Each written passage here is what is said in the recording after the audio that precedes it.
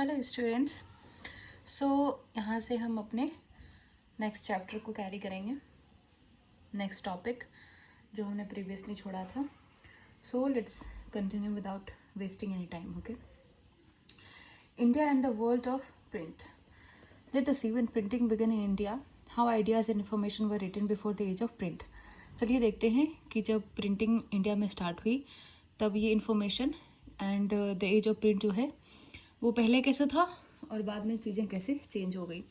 Manuscripts before the age of print.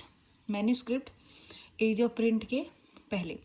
India had a very rich and old tradition of hand written manuscripts in Sanskrit, Arabic, Persian as well as in various vernacular languages. India का बहुत ही rich culture रहा है, tradition रहा है handwritten manuscript, Sanskrit, Arabic, Persian और बाकी सारे vernacular languages में। Manuscripts were copied on palm leaves और in the handmade paper. Manuscript जो है वो कॉपी किए जाते थे पाम लीव्स पे या हैंडमेड पेपर पे। Pages were sometimes beautifully illustrated. Pages जो है कभी कभी ब्यूटिफुली इलस्ट्रेट किए जाते थे। They were either pressed between wooden covers और sewn together to ensure preservation. या तो वो एक साथ प्रेस करके वुडन कवर पे वो प्रेस किए जाते थे या एक साथ सील लिए जाते थे और उसके प्रिजर्वेशन का ख्याल रखा जाता था। Manuscript continue to be produced till well after the introduction of print down to the late 19th century. Late 19th century तक जो है मैन्यूस्क्रिप्ट इसी तरह से कंटिन्यू किया गया था। Manuscript were highly expensive and fragile, they had to be handle carefully and they could not be read easily. Manuscript जो थे वो बहुत ही एक्सपेंसिव थे और बहुत ही फ्रेजाइल थे, यानी बहुत जल्दी बिगड़ जाते थे, इसीलिए उनको बहुत ही केयरफुली हैंडल किया जाता था और वो उनको पढ़ना भी बहुत आसान नहीं था। Hafiz was the 14th century poet whose collected works are known as Diwan. Notice the beautiful calligraphy and elaborate illustration and design. Manuscript like this continue to be produced for the rich even after coming of the letterpress. हाफिज जो है 14th century के बहुत ही famous poet थे और उनके कामों को दीवान के नाम से जाना जाता था। आप ये ब्यूटीफुल कैलीग्राफी देख रहे हैं, बहुत ही अच्छा डिज़ाइन और इलस्ट्रेशन हुआ करता था। Script was written in different styles, so manuscript were not widely used in everyday life. Script जो है स्टाइल में लिखे जाते थे, इसीलिए मैन्यूस्क्रिप्ट जो है डेली यूज में नहीं आते थे। Even though pre colonial Bengal had developed an extensive network of village primary school students very often did not read the text. Even though जो है वो प्री कॉलोनियल टाइम जो था, बंगाल ने बहुत ही बड़ा नेटवर्क फैला हुआ था प्राइमरी स्कूल में गाँव के, लेकिन उस टाइम पे है स्टूडेंट उतना ज़्यादा टेक्स्ट को नहीं पढ़ा करते थे। They only learn to write, वो सिर्फ लिखना उन्होंने सीखा था। Teachers dictated portions of text from memory and student rote them down. Teacher जो है अपनी याद करके अपने उस चीज़ों को इलस्ट्रेट करते थे, डिक्टेट करते थे, बोलते थे और स्टूडेंट जो है उसको लिखते थे। Many this became literate without ever actually reading any kind of text. बहुत उनमें से जो थे वो लिटरेट पढ़े लिखे बन गए बिना उसको कभी किसी टेक्स्ट को पढ़े हुए। Print comes to India. The printing press first came to Goa with Portuguese missionaries in the mid 16th century. जो प्रिंटिंग प्रेस था पहले गोवा में आया था, पोर्तुगीज जो मिशनरीज थे उनके द्वारा मिड 16th सेंचुरी में। Jesuit priest learned Konkani and printed several tracts. Jesuit priest जो थे उन्होंने कोंकणी लैंग्वेज सीखा था और उन्होंने बहुत सारे प्रिंट किए थे। By 1674 about 50 books had been printed in the Konkani and the Kannada language. 1674 तक जो है 50 बुक जो है अब तक प्रिंट हो चुके थे कोंकणी और कन्नड़ा लैंग्वेजेस में। Catholic priest printed the first Tamil book in 1579 at Cochin. Catholic जो प्रीस्ट थे उन्होंने पहली बुक 1579 में कोचीन में उन्होंने प्रिंट कर दी थी। And in 1713 the first Malayalam book was printed by them. इन और 1713 में पहली मलयालम बुक जो थी उनके द्वारा वो प्रिंट की गई थी, वो भी कोचीन में। And in 1713 by 1710 Dutch Protestant missionaries had printed 32 Tamil text many of them translations of older work. जो 1710 तक डच प्रोटेस्टेंट मिशनरीज थे, उन्होंने 32 तमिल बुक को जो है उन्होंने ट्रांसलेट कर दिया था बाकी पुराने कामों से और उनको प्रिंट कर दिया था। The English language press did not grow in India till quite late, even though the English East India Company began to improve press from the late 17th century. English language में जो press था वो बहुत ही ज़्यादा नहीं बढ़ा India में। Even जो ईस्ट इंडिया कंपनी थी उसने बहुत सारा प्रेस जो है रिलीज किया था लेट 17th सेंचुरी तक। From 1780 James Augustus Hicky began to edit the Bengal Gazette and weekly magazine that described itself as a commercial paper open to all but influenced by none. जो by 1780 तक जो है James Augustus हेकी ने एक Bengal gadget के नाम से एक वीकली प्रेस मैगजीन शुरू किया था उन्होंने, जिसको खुद से उन्होंने उसको क्लैरिफाई किया था कि ये कमर्शियल पेपर है जो सबके लिए उपलब्ध है लेकिन किसी से इन्फ्लुएंस नहीं है। So it was a private English enterprise, और वो एक प्राइवेट इंग्लिश जो है वो कंपनी थी। Proud of its independence from colonial influence they began English printing in India. जो proud of its independence and colonial influence, और उससे प्राउड होकर के जो कॉलोनियल इन्फ्लुएंस था उससे प्राउड होकर के इंग्लिश जो है उसमें अब इंडिया में जो है वो प्रिंट होना शुरू हो गया था। Hicky publish a lot of advertisements including those that related to the import and sale of slaves. Hicky ने बहुत सारे एडवर्टीजमेंट जो है उन्होंने पब्लिश किए थे जो कि इम्पोर्ट एंड एक्सपोर्ट के आधारित थे, और जो स्लेव्स के जो नौकर वगैरह थे उन आदमियों को जो नौकर बनाकर बेचा जाता था उस पर भी वो उससे भी रिलेटेड उन्होंने उस चीज़ को उसमें वहाँ पे ध्यान दिया था, उसको मेंशन किया था। But he also published a lot of gossip about the company senior officials in India. उन्होंने बहुत सारे गॉसिप, बहुत सारी चुगलियाँ भी करी थी कंपनीज के जो सीनियर ऑफिशियल्स होते थे कंपनी के, उसके बारे में भी। Enraged by this governor general Warren Hastings prosecuted Hicky, और इससे इरिटेट होकर के जो गवर्नर जनरल थे वॉरेन हेस्टिंग्स, उन्होंने उसको प्रोसिक्यूट कर दिया and encourage the publication of official sanction newspaper that could counter the flow of information that damage the image of colonial government. और इन सब से जो जितने भी रिलेटेड न्यूज़पेपर थे जो इसे इन सब के बारे में प्रिंट करते थे, और या फिर जो कॉलोनियल गवर्नमेंट को की जो इमेज होती थी उसके ऊपर अगर कोई कीचड़ उछालने की कोशिश करता था उनको वो उन्होंने प्रोसिक्यूट किया था। They were Indians too who begin to publish Indian newspaper. यहाँ पे अब कुछ इंडियंस भी थे जिन्होंने धीरे धीरे शुरू किया था न्यूज़पेपर को पब्लिश करना। The first to appear was weekly Bengal gazette brought by the Gangadhar Bhattacharya who was close to Ram Mohan Roy. जो पहला अपीयरेंस था वो एक वीकली बंगाल गैजेट था, वो वहाँ से आता था बंगाल गैजेट के नाम से, जिसको गंगाधर भट्टाचार्य ने खरीद लिया था और जो कि राजा राम मोहन राय के क्लोज थे। As late as 1716, the William Bolt's affixed a notice on a public building in Calcutta.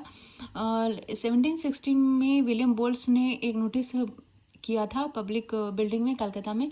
To the public, mister Bolts take this method of informing the public that want to be a printing press in the city being of the great disadvantage in the business. He is going to give the best encouragement to any persons who are versed in the building of printing. Bolts, however, left for England soon after that. Nothing came out of the promise. Okay, why this happens? Okay, let's move ahead. Religious reform and public debates. From the early 19th century, as you know, there were intense debate around religious issues. Different groups confronted the changes happening within colonial society in different ways, and they offered variety of new interpretations of the beliefs of different regions. Early 19th century में हम जानते हैं कि जो intense debate थे वो religious issue पे शुरू हो गए थे। डिफरेंट अलग अलग ग्रुप के लोगों ने अलग अलग चीज़ें को कन्फ्रंट करना शुरू कर दिया था। चेंजेस जो है वो धीरे धीरे कॉलोनियल सोसाइटी में अलग अलग तरीके से आने लगी थी। Some criticised existing practices that campaign for reform while other counter the argument of reformers. कुछ लोगों ने जो है इस चीज़ का क्रिटिसाइज़ किया था जो चीज़ें प्रैक्टिसेस वगैरह शुरू थी और जो कैंपेन हो रही थी उन सब चीज़ों के, लेकिन बाद में कुछ लोग जो है उनका काउंटर पार्ट भी करते थे. These debates were carried out in public and in print. Print tracts the newspaper not only spread the new ideas, but they shaped the nature of the debate. A wider public could now participate in this public discussion and express their views. New ideas emerged through these classes of opinions. अब जैसे जैसे चीज़ें बदलने लगी थी, एक बड़ी public जो है इन सब चीज़ों में पार्टिसिपेट लगी थी. अलग अलग आइडियाज़ लोगों ने देना शुरू किया था. कुछ नई आइडिया जो है उसमें आने लगे थे, और कुछ को जो ओपिनियन वो क्लैश कर रहे थे, यानी कि उससे बहुत लोग सहमत नहीं थे. This was a time of intense controversies between social and religious reformers and the Hindu orthodoxy over matters like widow immolations, monotheism, Brahmanical priesthood and idolatry.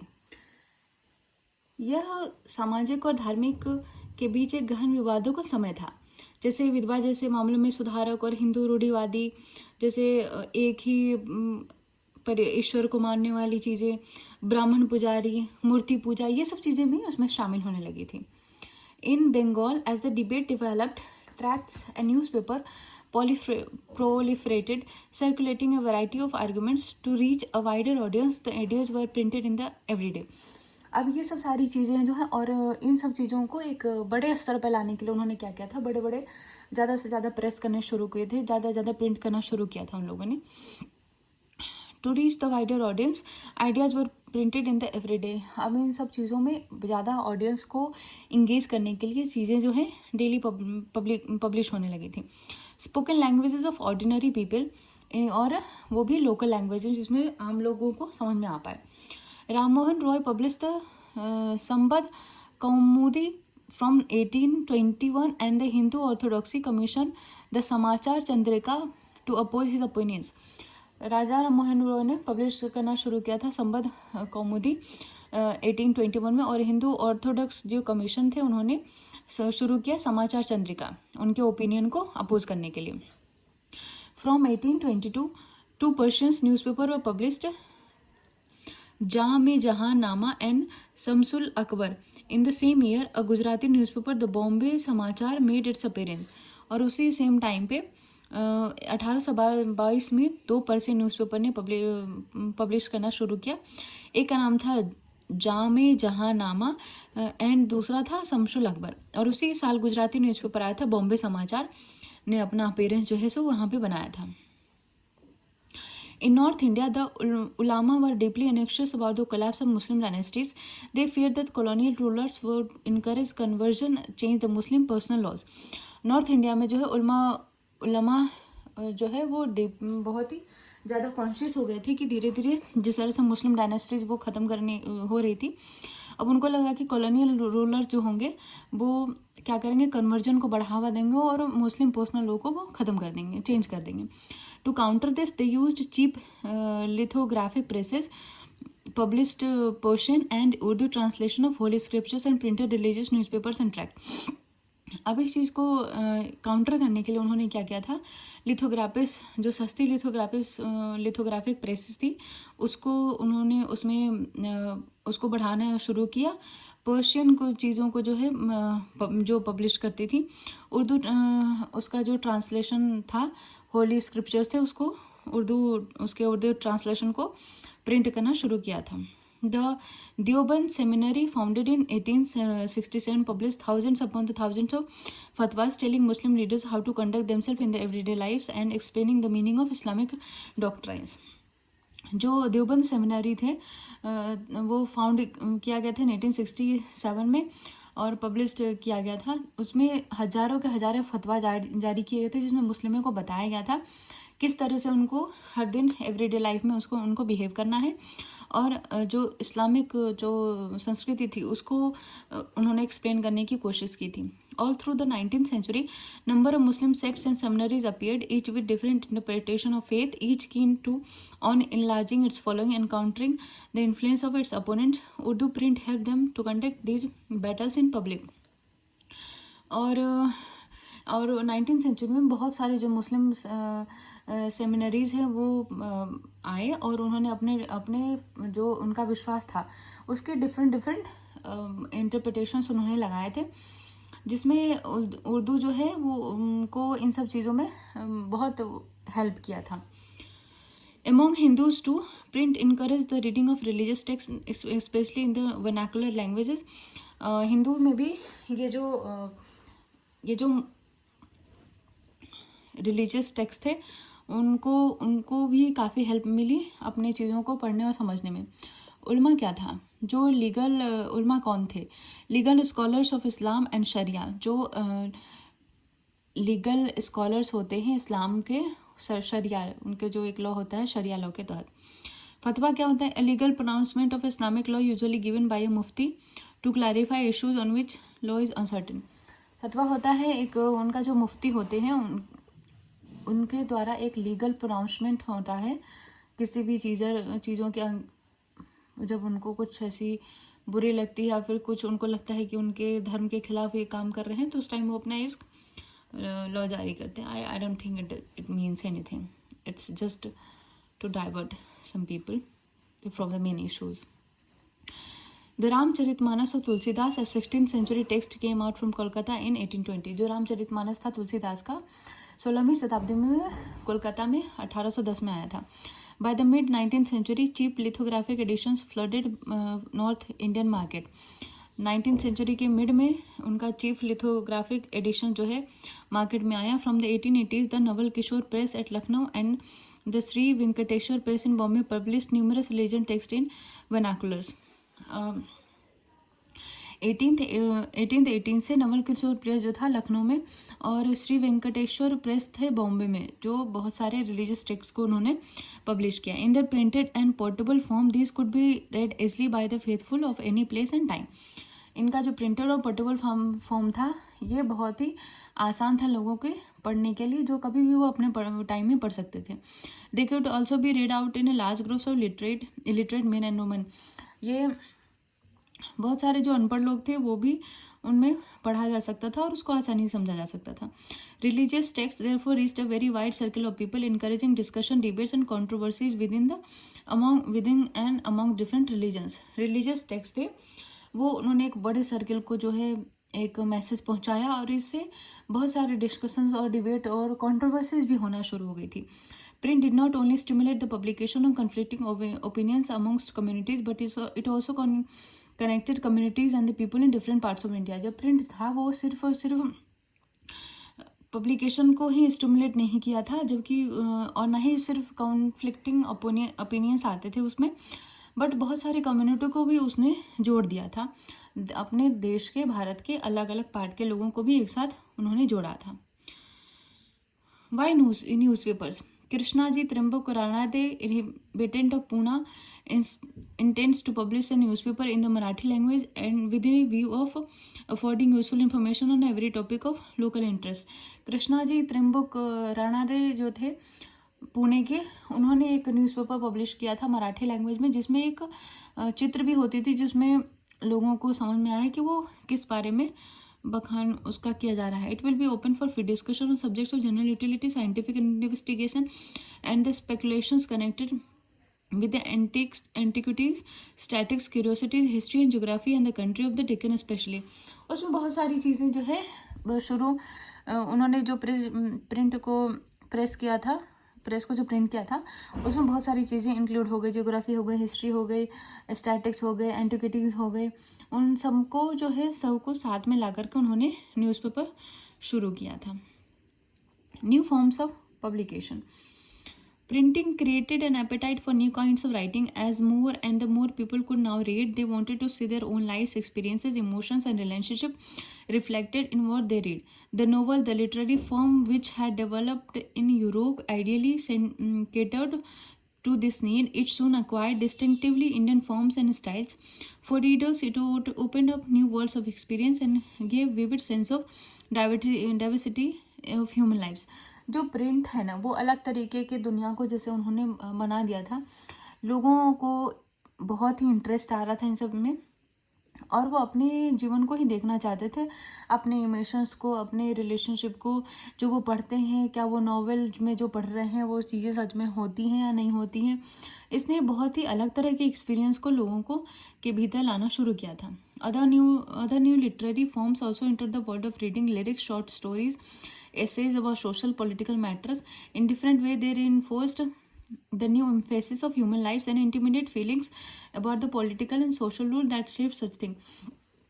जो नया लिटरेरी फॉर्म्स था, इसने रीडिंग्स में लिरिक्स, कुछ स्टोरीज़, कुछ कहानियाँ, कविताएं, ये सब शॉर्ट स्टोरीज़ का छोटी छोटी कहानियाँ होती थी, जिसने ह्यूमन लाइफ को बहुत अलग तरीके से देखने का उन्होंने एक नया नज़रिया उन्होंने पेश किया था, जो चीज़ों को बहुत डिफरेंट तरीके से दिखाना शुरू कर दी थी। By the end of the 19th century, a new visual culture was taking shape with the setting up of an increasing number of printing presses.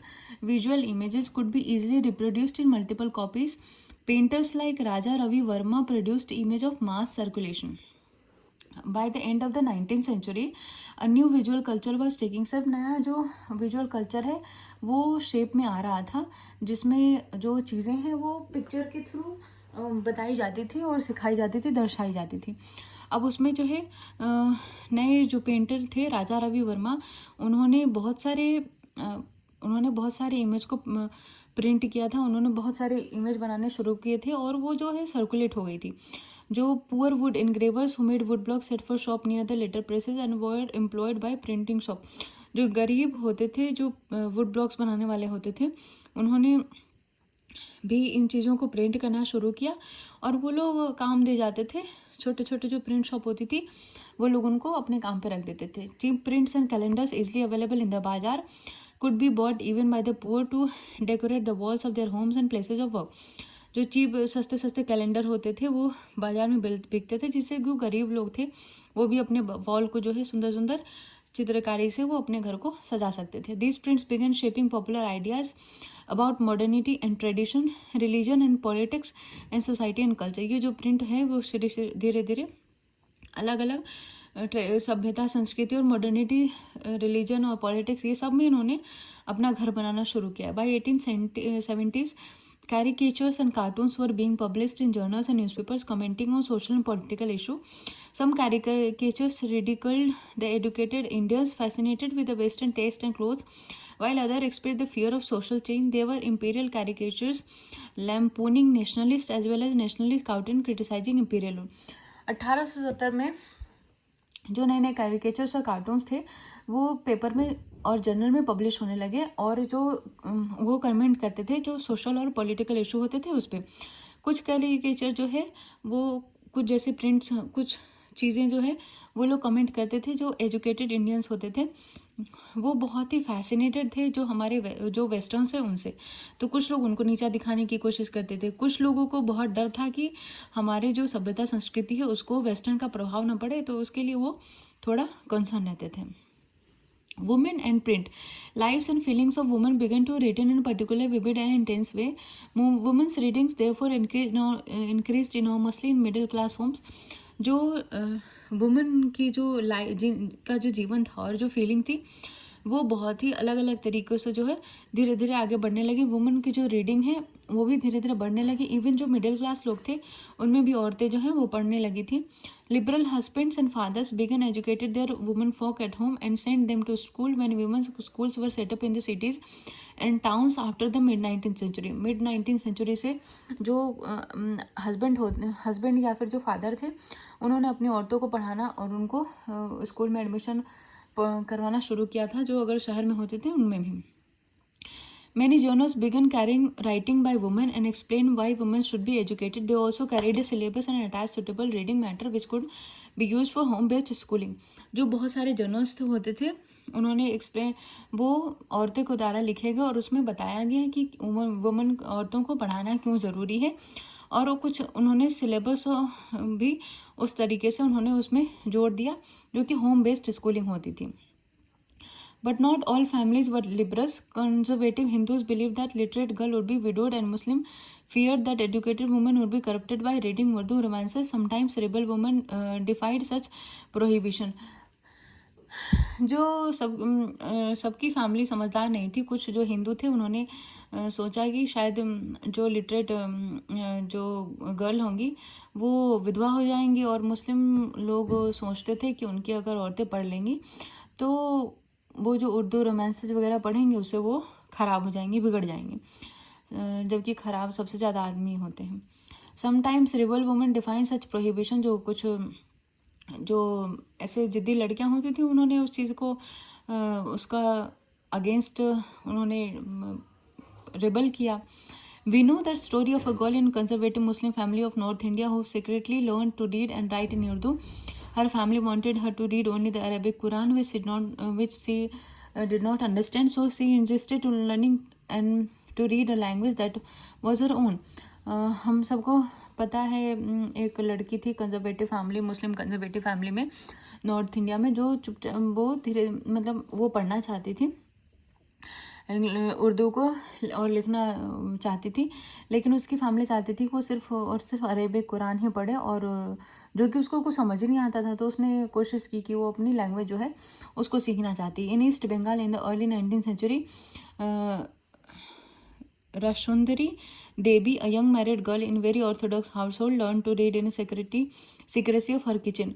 जो रशुंदरी देवी थी 19th सेंचुरी में एक बहुत ही एक यंग लड़की थी, यंग मैरिड गर्ल थी, जो भी ऐसे ही ऑर्थोडॉक्स फैमिली में थी, जिसने चुपके से अपने किचन में ही पढ़ना सीख लिया था। Later she wrote her autobiography Amar Jiban which was published in 1876, which was 76। It was the first full length autobiography published in the Bengali language, जो कि उसने अपनी ऑटोबायोग्राफी लिखी जिसका नाम था अमर जीवन, जो कि 1876 में पब्लिश हुआ था, और ये पहली फुल लेंथ ऑटोबायोग्राफी थी बंगाली लैंग्वेज में पब्लिश होने वाली। Since social reforms and novels had already created a great interest in women's lives and emotions, there was also an interest in what women have to say about their own lives. From the 1860, a few Bengalis women like Kalish Bashini Devi wrote books highlighting the experience of women, about how women were imprisoned at home, kept in ignorance, forced to do hard domestic labor, and treated unjustly by very people they served. जो जैसे जैसे social reforms होने लगे थे, और जो जैसे जैसे नॉवेल्स ने एक अच्छा खासा इंटरेस्ट वुमेन में दिखाया था, चीज़ें चेंज होने लगी थी। और 1860 में फिर कुछ बंगाली वुमेन थी जैसे कि कैलाश बसनी देवी, जिन्होंने बुक लिखा जिसमें बताया गया था कैसे औरतों को घर में रखा जाता है, उनको इग्नोर किया जाता है, उनको डोमेस्टिक लेबर में फोर्स किया जाता है, कैसे उनको अलग तरीके से भेदभाव होता है। In 1880 in present day Maharashtra, Tarabai Shinde and Pandita Ramabai wrote his passionate anger about the miserable lives of upper caste Hindu women, especially widows. 1880 में प्रेजेंट डे जो कि महाराष्ट्र है, ताराबाई शिंदे और पंडिता रामाबाई ने उन्होंने लिखा था एक बहुत ही गुस्से वाली एक चीज़ लिखी थी जिसमें बताया गया था कि कैसे अपर कास्ट के हिंदू वुमेन को, स्पेशली विधवाओं को, कैसे ट्रीट किया जाता था। A woman in Tamil novel expressed what trading meant to women who were so greatly confined by social regulation. For various reasons, my world is small. More than half my life happiness has come from books. एक जो Tamil novel में एक lady थी जिन्होंने इस social regulations को बताया गया था, और उन्होंने उसको ऐसे डिफाइन किया था कि बहुत सारे रीजन्स की वजह से मेरे जो जीवन है, मेरी जो दुनिया है, बहुत ही छोटी है, और मेरे जो आधे से ज़्यादा जो जीवन की खुशियाँ हैं वो सिर्फ और सिर्फ बुक से आती हैं मुझे। While Urdu, Tamil, Bengali and Marathi print culture has developed early, Hindi printing began seriously only from the 1870s. Soon a large segment of it was devoted to the education of women. जो उर्दू, बंगाली और तमिल, मराठी जो print culture धीरे धीरे develop हुआ था, और फिर 1870 से जो हिंदी प्रिंटिंग जो था वो सीरियसली स्टार्ट हो गया था, और एक बड़े स्तर पे जिसने वुमेन को बताना जो है शुरू किया था।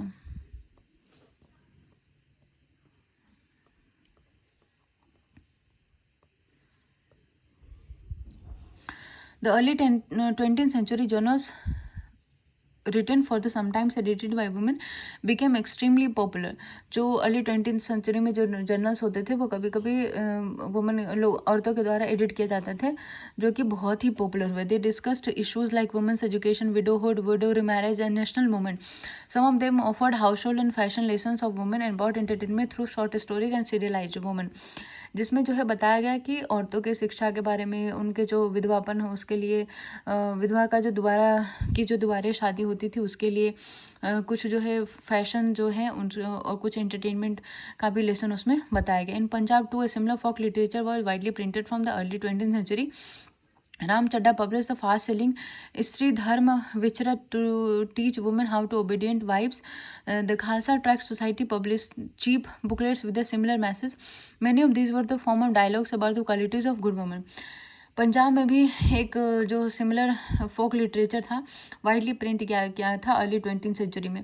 राम चड्डा जो है पब्लिश उन्होंने एक स्त्री धर्म विचरत नाम से जो एक चीज उन्होंने पब्लिश की थी बुक, जो कि बहुत तेज़ी से वो सेल हुए, जिसमें बताया गया था कि ओबीडियंट वाइफ कैसी होनी चाहिए. एक खालसा ट्रैक्ट सोसाइटी थी, उन्होंने एक चीप बुकलेट पब्लिश किया था जो भी सेम इसी तरह के कुछ मैसेज को लेके था, कि उसमें बताया गया था कि क्वालिटीज़ ऑफ गुड वुमेन कैसी होनी चाहिए. In Bengal the entire area in the central Calcutta, the Batla was devoted to the printing of popular books. Here you could buy cheap editions of religious tracts and scriptures, as well as a literature that was considered obscene and scandalous. By the late 19th century, a lot of these books were being profusely illustrated with the woodcuts and colored lithographs. Peddlers took the Batla publications to homes, enabling women to read them in their leisure time. Bengal के मध्य कलकत्ता में पूरा क्षेत्र एक बटला नाम से था, जिसमें लोकप्रिय पुस्तकों को मुद्रण के लिए समर्पित था, जो कि वहाँ खरीद सकते थे लोग. धार्मिक ग्रंथों और शास्त्रों के साथ साथ साहित्य के सस्ते जो संस्करण थे वो भी आने लगे, जिसमें कुछ जो है अश्लील और निंदनीय माने जाते थे. 19वीं सदी के अंत में इनमें से कुछ जो पुस्तक थे उसको बहुतायत रूप से चित्रित किया जा रहा था, जिसमें वुड कट और रंगीन लिथोग्राफ जो है वो भी चीज़ें थी. अब उसमें जो है कुछ चीज़ें थी जो सिर्फ औरतों को पढ़ने के लिए वो बनाई गई थी. औरतें अपने खाली टाइम में उसको पढ़ा करती थी.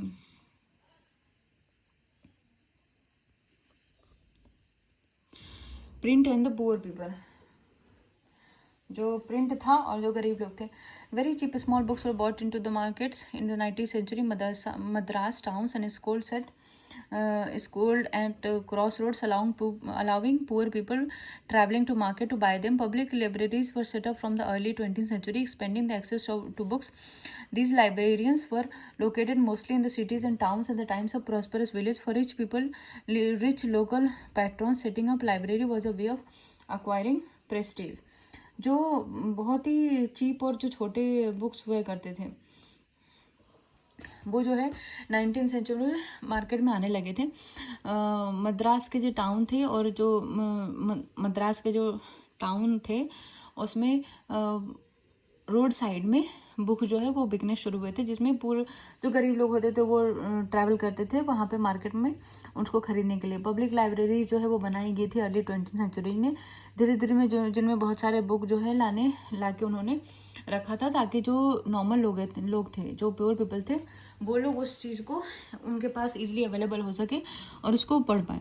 From the late 19th century, issues of caste discrimination began to be written about in many printed tracts and essay. Jyotiba Phule, the Maratha pioneer of low caste protest movements, wrote about the injustice of the caste system in his Gulmagiri 1871. In the 20th century, B.R. Ambedkar in Maharashtra and E.V. Ramaswamy Naikar in Madras, better known as Periyar, wrote powerfully on the caste, and their writings were read by the people all over India. Late 19th century में जो caste discrimination जो है उसके बारे में भी लिखा जाने लगा था चीज़ों में. ज्योतिबा फूले थी, मराठा की पायनियर थी, जो कि लो कास्ट से लो कास्ट प्रोटेस्ट मूवमेंट जो है में वो शामिल थी, और उन्होंने लिखा था जो कास्ट सिस्टम गुलमागरी 1871 में उन्होंने उसके बारे में लिखा था। 20वीं शताब्दी में जो B.R. अम्बेडकर थे, उन्होंने महाराष्ट्र में A.V. रामास्वामी नायकर जो मद्रास में थे, जो पेरियार के नाम से जाने जाते थे, उन्होंने पावरफुली लिखा था कास्ट सिस्टम के बारे में, जो कि देश के ऑल ओवर इंडिया में वो पढ़ा जाने लगा। Local protest movements and sects also created a lot of popular journals and tract criticizing ancient scriptures and envisaging new and just future. Local protestant जो थे, उन्होंने भी कुछ पॉपुलर जर्नल से उसको क्रिएट किया था, और जो उनके जो एंशिएंट लिटरेचर थे उनको उन्होंने क्रिटिसाइज करना शुरू किया था। Workers in factories were too overworked and lacked the education to write much about their experiences, but Kashi Baba and Kanpur mill worker wrote the published छोटे और बड़े का सवाल in 1938 show the links between caste and class expoliation. The poem of another Kanpur mill worker who wrote under the name of Sudarshan Chakra between 1935 and 1955 were brought together and published in collection called सच्ची कविताएं. Workers जो थे factories में बहुत ज़्यादा काम करते थे, और उनको एजुकेशन भी, वो ज़्यादा पढ़े लिखे भी नहीं होते थे, तो उन्होंने बहुत कुछ अपने बारे में नहीं लिख पाते थे। लेकिन जो काशी बाबा थे कानपुर के मिल में वर्क करते थे, उन्होंने एक अपनी किताब लिखी थी जिसका नाम था छोटे और बड़े का सवाल 1938 में। और एक और कानपुर के मिल वर्कर थे जिनका नाम सुदर्शन चक्र था। उन्होंने 1935-1955 के बीच में जो है उन्होंने लिखना शुरू किया था सच्ची कविताएं। By the 1930, Bangalore cotton mill workers set up libraries on educated themselves, following the example of Bombay workers. These were sponsored by the social reformers who tried to restrict excessive drinking among them, to bring literacy and sometimes to propagate the message of nationalism. जो कुछ ये सब चीज़ें थी वो social reformers जो थे उनके द्वारा स्पॉन्सर की जाती थी, और उन्होंने जो कुछ बहुत ज़्यादा ड्रिंकिंग थी उसको भी रिस्ट्रिक्ट करवाने की कोशिश की, और लोगों में ज़्यादा से ज़्यादा शिक्षा को है उसको बढ़ावा देने की उन्होंने कोशिश की थी। Before 1719, the colonial state under the East India Company was not too concerned with censorship. Strangely, its early measures to control printed matter were directed against Englishmen in India who were critical of company misrule. They hated the actions of particular company officers. The company was worried that such criticism might be used by critics in England to attack its trade and monopoly in India. 1758 से पहले east India company के तहत औपनिवेशिक राज्य था। Censorship के बारे में ज़्यादा चिंता ना कर उनको चिंता होने लगी थी, जो कि इसके शुरुआती उपाय थे। भारत में अंग्रेजों के खिलाफ नियंत्रित मुद्रित मामला निर्देशित किया गया था, जो कंपनी के कुशासन की आलोचना करते थे और कार्यों से नफरत करते थे, विशेष कंपनी अधिकारी के द्वारा। कंपनी चिंतित थी और इस तरह से आलोचनाएं का उपयोग इंग्लैंड के इसके आलोचकों द्वारा इनके व्यापार पर हमला करने के लिए भी किया जा सकता था। इसके लिए वो जो है वो बहुत चिंतित थे। By the 1820, the Calcutta Supreme Court passed certain regulations to control press freedom, and company began encouraging publications of newspaper that would celebrate British rule. In 1835, faced with urgent petitions by editors of English and vernacular newspaper, Governor General Bentinck agreed to revise press laws. Thomas Macaulay, a liberal colonial official, formulated new rules and restore the earlier freedoms. 1820 से जो Calcutta supreme court थी, उन्होंने कुछ rules और regulation जो है control press की freedom को कंट्रोल करने के लिए लगाए, जिनको कंपनी वगैरह ने भी उनको इनकरेज किया। जो पब्लिकेशंस थे वो सेलिब्रेट करते थे ब्रिटिश रूल को। और 1835 में कुछ जो अर्जेंट पिटिशंस वो जो है इंग्लिश द्वारा उन पे लगाए गए। गवर्नर जनरल जो बेंटिक थे, उन्होंने एग्री किया था कुछ जो प्रेस लॉस थे उस पर। After the revolt of 1857, the attitude to freedom of the press changed. Enraged Englishmen demanded the clamp down on the native press. As vernacular newspaper became assertively nationalist, the colonial government began debating measures of stringent control. In 1878, the Vernacular Press Act was passed, modeled into the Irish press laws. It provided the government with extensive right to censure reported editorials in the vernacular press. From now on, the government kept regular track of the vernacular newspaper published in different provinces. When a report was judged as seditious, the newspaper was warned, and if the warning was ignored, the press will liable to seized and the printing machinery confiscated. 1857 के बाद जो revolt हुआ था, जिसमें उन्होंने बताया था कि जो प्रिंटिंग प्रेस होंगे उनको अपने कुछ लॉ के अंडर में काम करना पड़ेगा. जैसे अब तक उनकी जो मर्जी होती थी वो लोग प्रिंट करते जा रहे थे, बट अब उन पर धीरे धीरे जो उन पर है वो लगाम लगाया जाने लगा था. और उन्होंने बोला था कि अगर वो जो उनके लिए लॉ बनाया गया है और उसके अंडर में काम नहीं करते हैं तो उन पर कोई उनकी कंपनी को सीज़ कर लिया जाएगा और उस पर कोई अलग तरह की कार्रवाई की जाएगी. Despite repressive measures, nationally newspaper grew in numbers in all parts of India. They reported on colonial misrule and encouraged nationalist activities. Attempt to throttle nationalist criticism provoked militant protest. This in turn led to renewed cycle of persecution protesters. When Punjab revolutionaries were deported in 97, Bal Gangadhar Tilak wrote with great sympathy about them in Kesari. This led to his imprisonment in 1908, provoking the turn widespread protests all over India. बहुत सारे repressive measures के बाद भी जो राष्ट्रवादी जो newspapers थे वो बहुत ही लार्ज नंबर में ग्रो किया इंडिया में, बहुत ही फेमस हुआ वो. जिन्होंने जो कॉलोनियल मिसरूल थे उसके अगेंस्ट उन्होंने बहुत सारी चीज़ें की. उस टाइम पे बाल गंगाधर तिलक ने 1907 में उन्होंने लिखा था केसरी नाम का जो प्रेस था उनको रिलीज़ किया था, जिनके लिए उनको 1908 में जेल हुआ था लोगों को भड़काने और चीज़ों को प्रोटेस्ट को ऑल इंडिया में शामिल करने के लिए. तो I guess this chapter has finished. And yeah, this was the last video, and I hope I was able to clarify things very briefly. I tried to capture everything line by line, and I tried to cover everything line by line. I hope you understood. If there is anything, you can tell me in the comment section. अगर कुछ ऐसा है तो आप मुझे बता सकते हो कमेंट करके, या फिर चीज़ों को थोड़ी डिफरेंट तरीके से अगर बतानी है तो आप उसको भी बता सकते हो. ठीक है, तो जैसे एग्ज़ाम नज़दीक आ रहे हैं, हम सबको पता है, पढ़ते रहो और पढ़ाई आप अच्छे से करो, अच्छे मार्क्स लाओ. Best of luck for your examinations. और आप इस वीडियो को बहुत ब्रीफली मैंने समझाया, आप इसको देख सकते हो, बहुत अच्छे तरीके से समझाने की कोशिश की है. बट अगर फिर भी ऐसा कुछ लगता है तो आप मुझे कमेंट सेक्शन में बता सकते हो. Thank you for watching.